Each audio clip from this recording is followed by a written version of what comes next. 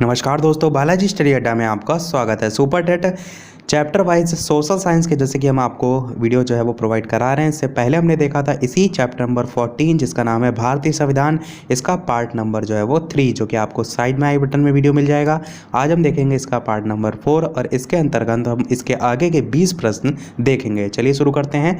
सबसे पहले बात करते हैं जो पिछले वाले वीडियो में मैंने प्रश्न पूछा था उसके सही उत्तर की। तो पिछले वाले वीडियो में मैंने प्रश्न पूछा था भारत का नियंत्रक और महालेखा परीक्षक संविधान के किस अनुच्छेद के तहत जो है वो नियुक्त होता है। अनुच्छेद 148, 151, 213 या इनमें से कोई नहीं, ये 4 ऑप्शन थे। बात करते हैं उत्तर की तो आपका ऑप्शन नंबर ए अनुच्छेद 148 आपका बिल्कुल सही हो जाएगा। तो ध्यान रखिएगा, जो भारत के नियंत्रक और महालेखा परीक्षक है इसकी नियुक्ति संविधान के अनुच्छेद 148 के तहत होती है। यहाँ से प्रश्न एक ये भी पूछा जाता है कि इसकी नियुक्ति कौन करता है। तो इसकी नियुक्ति जो है वो राष्ट्रपति के द्वारा जो है वो की जाती है, ये भी ध्यान रखिएगा। ये भी काफ़ी बार प्रश्न पूछा जाता है। चलिए अब शुरू करते हैं इस वीडियो के प्रश्न। तो 21 से लेकर कुल 40 तक हम प्रश्न देखेंगे, यानी कि 20 प्रश्न और एक प्रश्न हम आपसे भी पूछेंगे। प्रश्न आपका 21 है कि सदन के बैठकों के लिए गण पूर्ति के लिए कितने सदस्यों की उपस्थिति जो है वो अनिवार्य है। 1/12, 1/10, 1/4 या 1/8। 4 ऑप्शन है, आपको बताना है कौन सा सही होगा। बात करते हैं उत्तर की तो आपका ऑप्शन नंबर बी 1/10 जो है वो सही हो जाएगा। तो सदन के बैठक के लिए सदन के जो कुल सदस्य होते हैं उनके 1/10 सदस्यों की जो उपस्थिति है वो गण पूर्ति के लिए आवश्यक होती है। देखते हैं अपना अगला प्रश्न 22। संपत्ति का जो अधिकार है वो मौलिक अधिकार में आता है, विधिक अधिकार में आता है, दोनों में आता है या इनमें से कोई नहीं। 4 ऑप्शन है, आपको बताना है इन चारों में से कौन सा सही होगा। चलिए बात करते हैं उत्तर की तो आपका ऑप्शन नंबर यहाँ पर बी विधिक अधिकार सही हो जाएगा। देखिए, संपत्ति का जो अधिकार था पहले वो मौलिक अधिकार में आता था, किंतु एक संविधान संशोधन था जो कि था आपका 44वां संविधान संशोधन, जो कि आपका 1978 में जो है वो हुआ था। इसके द्वारा इसे विधिक अधिकार जो है वो घोषित कर दिया गया था और मौलिक अधिकार से जो है वो हटा दिया गया था। आपको याद क्या रखना है कि कौन सा संविधान संशोधन था, क्योंकि प्रश्न यहीं से पूछा जाता है। तो 44वां संविधान संशोधन 1978 के द्वारा इसे विधिक अधिकार घोषित कर दिया गया था और इस अधिकार को संविधान का जो अनुच्छेद 300 का है इसके तहत जो है वो विधिक मान्यता प्रदान की गई थी। 300 का के तहत विधिक मान्यता प्रदान की गई थी। देखते हैं अपना अगला प्रश्न 23। प्रश्न कह रहा है कि नगर निगम के प्रमुख को कहते हैं मेयर कहते हैं, अध्यक्ष कहते हैं, उपाध्यक्ष कहते हैं या सभासद कहते हैं। 4 ऑप्शन है, आपको बताना है नगर निगम के प्रमुख को किस नाम से जाना जाता है। बात करते हैं उत्तर की, आपका ऑप्शन नंबर ए मेयर जो है वो सही हो जाएगा। नगर निगम के जो प्रमुख होते हैं उसको मेयर या एक अन्य नाम होता है महापौर, तो महापौर या मेयर के नाम से जाना जाता है। कार्य क्या होता है नगर निगम जो है इसका, तो कह सकते हैं नगर में पीने का पानी हो गया, साफ सफाई हो गया, सड़क, बिजली, स्वास्थ्य संबंधी सारी चीज़ें या शिक्षा या स्वास्थ्य शिक्षा है कह सकते हैं, जो नॉर्मल तौर पर सारी व्यवस्था हैं वो कार्य आपका नगर निगम के अंडर में ही आता है। देखते हैं अपना अगला प्रश्न 24। निम्न में से किस नगर में नगर निगम नहीं है। अलीगढ़ में, आजमगढ़ में, गोरखपुर में या मुरादाबाद में। 4 ऑप्शन है, आपको बताना है इन चारों में से कौन सा सही होगा। चलिए बात करते हैं उत्तर की, आपका ऑप्शन नंबर बी आजमगढ़ जो है वो बिल्कुल सही हो जाएगा। उत्तर प्रदेश के आजमगढ़ ज़िले में जो नगर निगम है वो नहीं है, जबकि आपका अलीगढ़, गोरखपुर, मुरादाबाद यहाँ पर नगर निगम जो है वो है। देखते हैं अपना अगला प्रश्न 25। वर्तमान में उत्तर प्रदेश में कुल कितने नगर निगम हैं। 15, 16, 17 या 18। इस प्रकार से 4 ऑप्शन आपको दे रखे हैं। बात करते हैं उत्तर की, कौन सा सही होगा। आपका ऑप्शन नंबर सी 17 जो है वो बिल्कुल सही हो जाएगा। तो वर्तमान समय में उत्तर प्रदेश में कुल 17 नगर निगम है और उत्तर प्रदेश का जो 17वां नगर निगम है वो शाहजहाँपुर जो है उसको बनाने की घोषणा अप्रैल 2018 में जो है वो की गई थी। फिर से मैं रिपीट करता हूँ, उत्तर प्रदेश का 17वां नगर निगम शाहजहाँपुर को बनाने की जो घोषणा है वो अप्रैल 2018 में जो है वो की गई थी। अगला प्रश्न आपका 26 है, जिला पंचायत का सचिव जो है वो कौन होता है? ग्राम विकास अधिकारी, मुख्य विकास अधिकारी, उप जिला अधिकारी या तहसीलदार। 4 ऑप्शन है, आपको बताना है इन चारों में से कौन सा सही होगा। इसके अलावा वीडियो पसंद आए तो एक लाइक तो आपका वीडियो पर बनता ही है। इतनी सारी इंफॉर्मेशन हम आपको प्रोवाइड कराते हैं तो एक लाइक तो आपका बनता ही है। बात करते हैं चलिए उत्तर की, कौन सा सही होगा। तो बिल्कुल यहाँ पर आपका ऑप्शन नंबर बी, मुख्य विकास अधिकारी जो है वो सही हो जाएगा। तो त्रिस्तरीय व्यवस्था होती है, उसमें सबसे शीर्ष पर आपका जिला पंचायत होता है, जो कि यहाँ पर प्रश्न में पूछा गया है। और जिला पंचायत जो है इसके सदस्यों का जो चुनाव होता है वो क्षेत्र की जो वयस्क जनता है उसके द्वारा जो है वो किया जाता है। इसके संबंध में भी आपसे प्रश्न पूछा जा सकता है। अब बात करते हैं, जो कि प्रश्न में पूछा गया था, तो जिला पंचायत का जो सचिव है वो कौन होता है? तो आपका मुख्य विकास अधिकारी या इसी को हम पंचायती राज अधिकारी के नाम से भी जानते हैं, वो इसका सचिव जो है वो होता है। और जिला पंचायत जो है वो जिले के जो ग्रामीण क्षेत्र हैं उसके विकास के कार्यों को जो है वो करती है। जैसे कि आप सड़क देखते हैं, पुलिया देखते हैं, इन सभी का जो निर्माण करना है वो इसी के अंडर में जो है वो आता है। देखते हैं अपना अगला प्रश्न 27। प्रश्न है आपका, उत्तर प्रदेश पंचायती राज अधिनियम पास किया गया 1945 में, 1946 में, 1947 में या 1948 में। 4 ऑप्शन है, आपको बताना है उत्तर प्रदेश पंचायती राज अधिनियम जो है वो कब पास किया गया। बात करते हैं उत्तर की, तो बिल्कुल आपका ऑप्शन नंबर सी 1947 जो है वो सही हो जाएगा। तो स्वतंत्रता के बाद संयुक्त प्रांत यानी कि उत्तर प्रदेश में पंचायतों के लिए उत्तर प्रदेश पंचायती राज अधिनियम 1947 में जो है वो पास किया गया था। और 15 अगस्त 1947 जो है उसी से पंचायतों की स्थापना जो है वो शुरू भी हो गई थी। देखते हैं अपना अगला प्रश्न 28। प्रश्न है आपका कि किस संवैधानिक संशोधन द्वारा पंचायती राज संस्थाओं को संवैधानिक दर्जा जो है वो प्रदान किया गया है? 71, 72, 73 या 74। इस प्रकार से 4 ऑप्शन यहाँ पर आपको दे रखे हैं, आपको बताना है इन चारों में से कौन सा सही होगा। चलिए बात करते हैं उत्तर की, तो बिल्कुल यहाँ पर आपका ऑप्शन नंबर सी सही हो जाएगा, यानी कि 73वां संविधान संशोधन जो कि आपका 1992 द्वारा पंचायती राज जो संस्थाएं हैं उनको संवैधानिक दर्जा जो है वो प्रदान किया गया था। तो ध्यान रखिएगा आपका ऑप्शन नंबर सी यहाँ पर बिल्कुल सही हो जाएगा। कौन सा संविधान संशोधन है उसके साथ साथ सन भी अवश्य ध्यान रखिएगा, जैसे कि यहाँ पर मैंने 1992 जो है वो बताया है। 29 प्रश्न है आपका कि 2 अक्टूबर 1959 को भारत में पंचायती राज का शुभारंभ निम्नलिखित में से कहाँ पर किया गया था?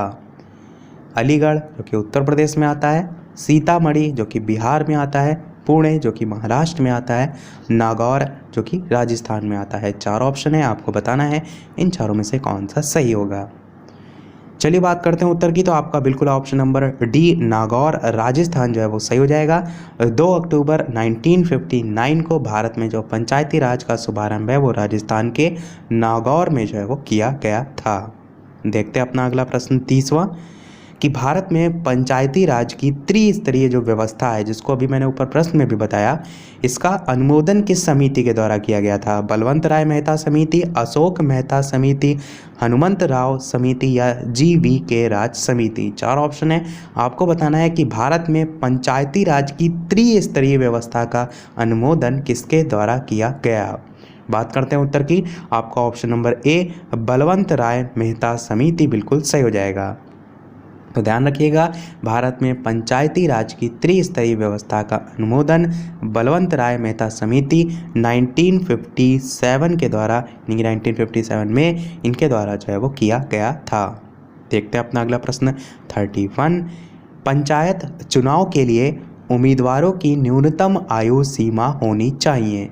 20 वर्ष, 21 वर्ष, 30 वर्ष या 18 वर्ष। 4 ऑप्शन है, आपको बताना है पंचायत चुनाव के लिए उम्मीदवारों की न्यूनतम आयु सीमा होनी चाहिए। बात करते हैं उत्तर की, आपका ऑप्शन नंबर बी 21 वर्ष बिल्कुल सही हो जाएगा। तो पंचायत चुनाव लड़ने के लिए उम्मीदवारों की न्यूनतम आयु सीमा 21 वर्ष होनी चाहिए। देखते हैं अपना अगला प्रश्न 32। ग्राम पंचायतों की आय का स्रोत कौन सा है? भूमि और स्थानीय कर, मेला एवं बाजार कर, मृत्यु कर या मकान और पशु कर। आपको बताना है जो ग्राम पंचायत होते हैं उनकी आय का स्रोत इनमें से क्या होता है। बात करते हैं उत्तर की। आपका ऑप्शन नंबर बी मेला एवं बाजार कर बिल्कुल सही हो जाएगा। देखते हैं अपना अगला प्रश्न 33। राज्य की कार्यपालिका शक्ति किसमें निहित होती है? प्रधानमंत्री में, राष्ट्रपति में, राज्यपाल में या मुख्यमंत्री में? बहुत बार ये क्वेश्चन रिपीट होता है, मोस्ट इंपॉर्टेंट है, इसको एकदम रट लीजिएगा। 4 ऑप्शन दे रखे हैं, आपको बताना है कि राज्य की कार्यपालिका शक्ति किसमें निहित होती है। बात करते हैं उत्तर की। बिल्कुल आपका ऑप्शन नंबर सी राज्यपाल सही हो जाएगा। तो राज्य की कार्यपालिका जो शक्ति है वो राज्यपाल में निहित होती है और जो राज्यपाल है वो राज्य का संवैधानिक प्रमुख होता है। नियुक्ति इसकी कितने वर्षों के लिए होती है? तो 5 वर्षों के लिए राज्यपाल की नियुक्ति होती है। और कौन करता है? तो राष्ट्रपति के द्वारा की जाती है। दोनों चीज़ें ध्यान रखिएगा, समय और किसके द्वारा की जाती है ये भी। 34 प्रश्न देख लेते हैं कि भारत के किसी राज्य की राज्यपाल बनने वाली प्रथम महिला कौन थी? सुचेता कृपलानी, राजकुमारी अमृता कौर, पद्मा नायडू या सरोजिनी नायडू। 4 ऑप्शन है, आपको बताना है इन चारों में से कौन सा सही होगा। बात करते हैं उत्तर की, कौन सा सही होगा? तो बिल्कुल आपका option number D Sarojini Naidu सही हो जाएगा। भारत के किसी राज्य की राज्यपाल बनने वाली प्रथम महिला जो है वो सरोजिनी नायडू थी और ये उत्तर प्रदेश की प्रथम राज्यपाल जो है वो बनी थी। परंतु यहाँ पर प्रश्न आपसे ये पूछा गया होता उत्तर प्रदेश के संबंध में या किसी भी राज्य के संबंध में कि किसी भी राज्य की पहली महिला मुख्यमंत्री कौन थी, तब आपका उत्तर यहाँ पर सही होता सुचेता कृपलानी। तो सुचेता कृपलानी उत्तर प्रदेश की पहली महिला मुख्यमंत्री थी। यहाँ पर राज्यपाल पूछा गया इसलिए आपका सरोजिनी नायडू बिल्कुल सही हो जाएगा। तो दोनों चीज़ें ध्यान में रखिएगा। 35 प्रश्न कह रहा है कि उत्तर प्रदेश में विधान परिषदों की संख्या कितनी है? 100 है, 101 है, 102 है या 103 है। 4 ऑप्शन है, आपको बताना है इन चारों में से कौन सा सही होगा। बात करते हैं उत्तर की। तो बिल्कुल यहाँ पर आपका ऑप्शन नंबर ए 100 जो है वो सही हो जाएगा। तो उत्तर प्रदेश में विधान परिषदों की जो संख्या है कुल वो 100 है। अगला प्रश्न देखते हैं 36 कि निम्नलिखित में से किस प्रदेश में विधान परिषद नहीं है? तो 4 ऑप्शन है, आपको बताना है कौन सा सही होगा। इससे पहले मैं आपको बता भी चुका हूँ कि विधान परिषद वाले कौन कौन से राज्य हैं। जो दोपहर 3 बजे डेली हम सोशल साइंस का NCERT बेस्ड प्रश्न देखते हैं उसमें मैंने सभी राज्यों के नाम बताए थे। यहाँ पर एक बार मैं फिर से बता देता हूँ। पहला हो जाएगा आपका आंध्र प्रदेश, दूसरा हो जाएगा आपका बिहार, तीसरा हो जाएगा आपका कर्नाटक, चौथा हो जाएगा आपका महाराष्ट्र, 5वां हो जाएगा आपका तेलंगाना और छठा हो जाएगा आपका उत्तर प्रदेश। तो ये जितने भी आप देख पा रहे हैं इन सभी में विधान परिषद जो है वो विधानमंडल का एक अंग है। अब इन ऑप्शन में देखिए तो उत्तर प्रदेश आपका मैंने बताया, महाराष्ट्र भी बताया, बिहार भी बताया, परंतु उत्तराखंड यहाँ पर कट जाएगा जिसमें आप कह सकते हैं कि विधान परिषद नहीं है। तो उत्तराखंड आपका यहाँ पर बिल्कुल सही हो जाएगा। देखते हैं अपना अगला प्रश्न 37 कि किस अनुच्छेद के अनुसार उच्च न्यायालय 5 प्रकार की रिट जो है वो जारी करता है? अनुच्छेद 226, अनुच्छेद 227, अनुच्छेद 238 या अनुच्छेद 242। 4 ऑप्शन है, आपको बताना है कौन सा सही होगा। बात कर लेते हैं चलिए उत्तर की। आपका ऑप्शन नंबर ए अनुच्छेद 226 जो है वो सही हो जाएगा। इसके अनुसार जो उच्च न्यायालय है वो 5 प्रकार की रिट जो है वो जारी करता है, जिसमें कौन कौन सी हैं? तो पहली आपकी होती है बंदी प्रत्यक्षीकरण, दूसरी होती है आपकी परमादेश, तीसरी होती है आपकी प्रतिषेध, चौथी होती है आपकी अधिकार परीक्षा और 5वीं होती है आपकी उत्प्रेषण। पांचों आप नाम भी ध्यान रखिएगा कि ये उच्च न्यायालय जो है वो 5 प्रकार की रिट जारी करता है। प्रश्न यहाँ से ये भी पूछा जा सकता है कि इनमें से कौन सी जो है वो रिट नहीं है जो कि उच्च न्यायालय द्वारा जारी की जाती है। इनमें से आपको अलग अलग ऑप्शन देखने को मिल सकते हैं। देखते हैं अपना अगला प्रश्न 38। प्रश्न कह रहा है कि उच्चतम न्यायालय के मुख्य न्यायाधीश की नियुक्ति जो है वो कौन करता है? राष्ट्रपति करता है, मंत्रिपरिषद करता है, प्रधानमंत्री करता है या राज्यपाल करता है? 4 ऑप्शन है, आपको बताना है उच्चतम न्यायालय के मुख्य न्यायाधीश की नियुक्ति जो है वो कौन करता है। चलिए बात करते हैं उत्तर की कौन सा सही होगा। तो बिल्कुल आपका ऑप्शन नंबर ए राष्ट्रपति जो है वो सही हो जाएगा। ध्यान रखिएगा, उच्चतम न्यायालय के मुख्य न्यायाधीश की जो नियुक्ति है वो राष्ट्रपति के द्वारा की जाती है। देखते हैं अपना अगला और इस वीडियो का लास्ट प्रश्न, क्योंकि इस प्रश्न के बाद एक प्रश्न हम आपसे भी पूछेंगे, जैसे कि सभी वीडियो में हम आपसे एक ना एक प्रश्न पूछते हैं। इसके अलावा वीडियो अभी तक आपने लाइक ना किया हो तो एक लाइक तो आपका बनता ही है इतने अच्छे अच्छे प्रश्न पर, और इसके साथ साथ इतनी अच्छी साथ में इंफॉर्मेशन के ऊपर भी तो एक लाइक तो आपका बनता ही है। इसके साथ साथ चैनल पर नए आए हो तो सब्सक्राइब भी अवश्य कीजिएगा, ताकि इसी प्रकार आगे भी अच्छे अच्छे प्रश्न आपको प्रैक्टिस करने के लिए मिलते रहें। और टेलीग्राम चैनल से यदि आप अभी तक नहीं ऐड है तो डिस्क्रिप्शन में भी आपको लिंक मिल जाएगी, और डायरेक्ट भी बालाजी स्टडी अड्डा सर्च करके आप ऐड हो सकते हैं। वहाँ पर सारे PDF या नोटिफिकेशन सारी चीज़ें आपको वहाँ पर मिलती रहेंगी। तो देखते हैं प्रश्न आपका, वर्तमान में भारत में कितने उच्च न्यायालय हैं? 4 ऑप्शन है, आपको बताना है 23, 24, 28 या 31। 4 ऑप्शन है, आपको बताना है वर्तमान में भारत में कितने जो है वो उच्च न्यायालय हैं। देखिए ये प्रश्न आपका पहले के हिसाब से पूछा गया है, यानी कि वर्तमान में देखेंगे तो आपके टोटल 25 जो है वो उच्च न्यायालय हैं, परंतु ये प्रश्न पहले का बना हुआ है इसलिए यहाँ पर 24 जो है वो सही होगा। परंतु वर्तमान की दृष्टि से देखें तो अब आपके जो है टोटल 25 जो है वो उच्च न्यायालय हैं। तो जो एक बड़ा है वो आपको पता अवश्य होना चाहिए, आंध्र प्रदेश के अमरावती में, आंध्र प्रदेश जो है उसके अमरावती, नाम ध्यान रखिएगा, आंध्र प्रदेश के अमरावती में देश का 25वां उच्च न्यायालय जो है वो स्थापित किया गया है। तो इसलिए अब आपके वर्तमान में 25 जो है कुल उच्च न्यायालय की जो संख्या है वो हो गई है। तो आपका ऑप्शन नंबर यहाँ पर बी ना होकर आप कह सकते हैं टोटल 25 नंबर जो है वो ध्यान रखिएगा। चलिए देख लेते हैं वो प्रश्न, जैसे कि सभी वीडियो में हम आपसे एक ना एक प्रश्न पूछते हैं। इस वीडियो का आपके लिए प्रश्न ये है जिसका उत्तर आपको वीडियो के मेन कमेंट में टाइप करके बताना है कि उत्तर प्रदेश के विधानसभा में कुल सदस्यों की संख्या जो है वो कितनी है? 404 है, 405 है, 406 है या 407 है। ऑप्शन ABCD टाइप करके भी आप बता सकते हैं, या डायरेक्ट ये संख्या इनमें से कौन सी होगी वो भी वीडियो के मेन कमेंट में टाइप करके आप बता सकते हैं। तो इसका उत्तर हम देखेंगे इसके अगले पार्ट में। इसी के साथ हमारा ये आज का पार्ट समाप्त होता है। आज के वीडियो में इतना ही। वीडियो पसंद आया हो तो लाइक अवश्य कीजिएगा, नए हैं चैनल पर तो सब्सक्राइब जरूर कीजिएगा। चलिए मिलते हैं अगले वीडियो में नए टॉपिक के साथ, तब तक के लिए नमस्कार। Thank you for watching.